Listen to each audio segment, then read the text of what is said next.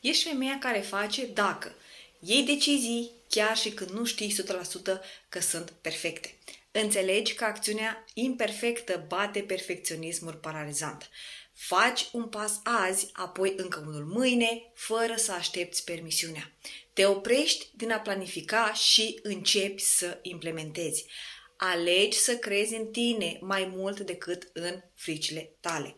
Așa că ce te invit astăzi este să alegi o idee pe care o tot amâni de ceva timp. Fie că este o postare, ofertă, un anunț, vrei să lansezi ceva, vrei să ai o colaborare nouă, orice.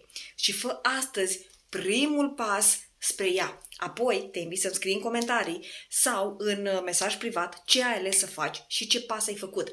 Pentru că vreau să sărbătorim împreună acțiunea. Dacă simți că ești gata să te alegi pe tine, să-ți onorezi visul și să crezi în rezultate fără scuze, ei bine, locul tău chiar este în provocarea gratuită Nu mai planifica, acționează.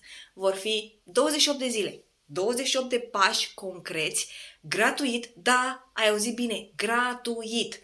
Și la final vei fi tu, dar mai încrezătoare, tu, dar mai în mișcare, tu înflorind. Linkul îl găsești în comentarii sau scrie-mi un mesaj privat cu textul Vreau să fac și îți trimit toate detaliile.